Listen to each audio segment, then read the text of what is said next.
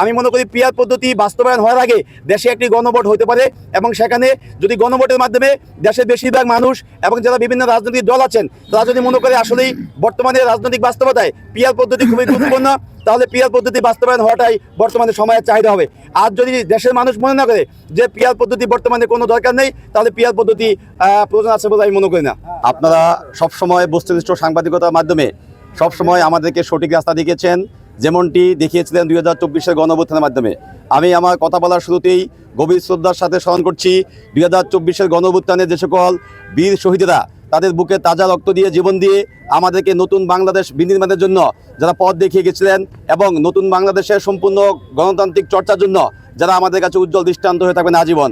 আমি শরীয়তপুরের সাংবাদিক ভাই বন্ধু যারা আছেন আপনাদেরকে আন্তরিক ধন্যবাদ জানাচ্ছি যে আপনারা যে আমাকে যেভাবে সম্মাননা দিয়েছেন এজন্য আপনাদের প্রতি আমি কৃতজ্ঞ।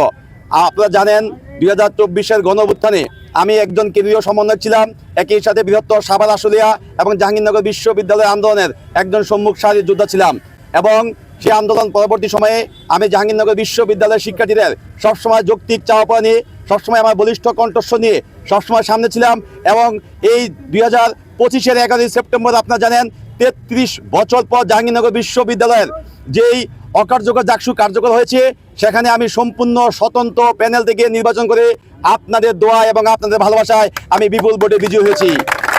আমি মনে করি আমার এই বিজয় আপনাদের সকলের বিজয়। আমি আপনাদেরই কারো ভাই, কারো বন্ধু এবং কারো সন্তান তুল্য। আপনারা সকলেই আমার জন্য দোয়া করবেন, আমি যেন আপনাদের কল্যাণের জন্য সব সময় আপনাদের পাশে থেকে কাজ করতে চাই এবং কাজ করে যাবো ইনশাল্লাহ।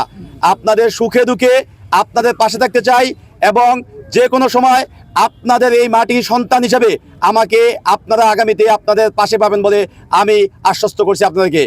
আর ধন্যবাদ জানাই আমাদের শরীয়তপুরের সমস্ত মানুষকে। আপনারা এই নির্বাচনের সময় পরোক্ষ এবং প্রত্যক্ষভাবে আমাকে সর্বোচ্চ সাপোর্টটি কিন্তু শরীয়তপুরের মাটি থেকে দিয়েছে এবং সেই শরীয়তপুরের মানুষরা দিয়েছে। তাই শরীয়তপুরবাসীর প্রতি আমি কৃতজ্ঞ। আশা করি যে কোনো সময় আপনাদের সাথে আবারও দেখা হবে ইনশাল্লাহ। আজকে সেই গণঅভ্যুত্থান পরবর্তী সময় আমি শুধু একদিনের জন্য বাড়িতে এসেছিলাম এবং আজকে আমার দ্বিতীয় দিন বাড়িতে আসা। আমরা আজকে জাহাঙ্গীরনগর বিশ্ববিদ্যালয় থেকে সকাল 7টায় এই শরীয়তপুরবাসীর সাথে দেখা করার জন্য আমি এসেছি এবং আমরা কাজিরহাটে একটু যাত্রা বিরতি করেছিলাম। তারপরে আজকে আমাদের শরীয়তপুরের সাংবাদিক ভাই বন্ধুদের সম্মাননা দেওয়ার জন্য আজকে অডিটোরিয়ামের সামনে আমরা শহীদ মিনারে অবস্থান করছি এবং তারপরে শরীয়তপুর সরকারি কলেজে আমরা যাব এবং সেখান থেকে আমি যাব আমার সেই প্রিয় বিদ্যাপীঠ যেখানেই আমাকে গড়ে তোলা হয়েছিল এবং যেখানে আমাকে মানুষ হিসাবে সর্বপ্রথম গড়ে ওঠার জন্য আমাদের প্রিয় শিক্ষকরা আমাকে বিদ্যা দান করেছিলেন, আমার সেই প্রিয় বিদ্যাপীঠ কোদালপুর মাধ্যমিক বিদ্যালয়। এবং সেখান থেকে আমরা যাব আমাদের এই শরীয়তপুরের মা মাটি মানুষের নেতা মিয়া নুরুদ্দিন আহমেদ অপু ভাইয়ের মায়ের কবর জিয়ারত করব এবং তারপরে আমি আমার বাড়িতে যাব এবং আগামীকাল ব্যাপী আমরা অন্য যে শিক্ষা প্রতিষ্ঠানগুলো আছে সেখানে দেখা করব এবং সকলের সাথে কুশলাদি বিনিময় করবো ইনশাল্লাহ। আপনাদের সকলের দোয়া চাই, ভালোবাসা চাই।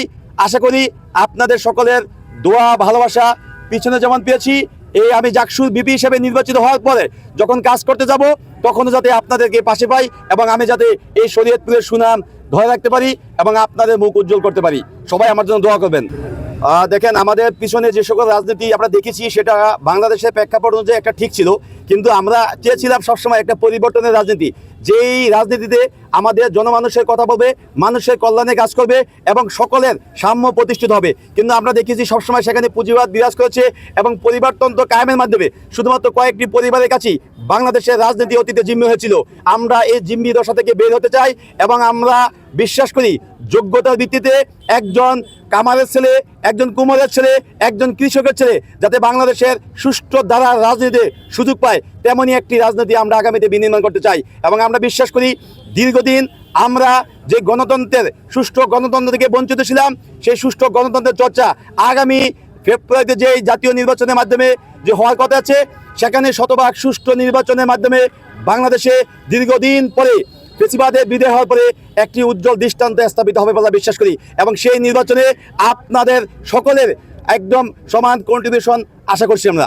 আর দেখেন পিআর পদ্ধতিটা বাংলাদেশে ম্যাক্সিমাম জনগোষ্ঠী এখনো বোঝে না যে পিআর পদ্ধতি কি। উন্নত যে দেশগুলো আসে সেখানে কিন্তু পিআর পদ্ধতি চালু আছে।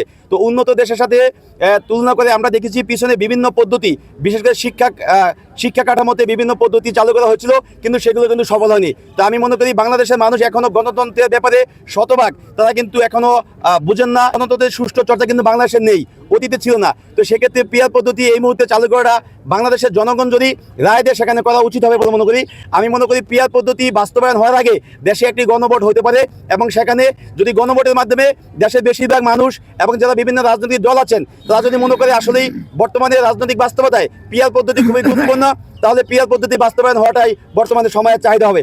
আর যদি দেশের মানুষ মনে না করে যে পিআর পদ্ধতি বর্তমানে কোনো দরকার নেই, তাহলে পিআর পদ্ধতি প্রয়োজন আছে বলে আমি মনে করি না।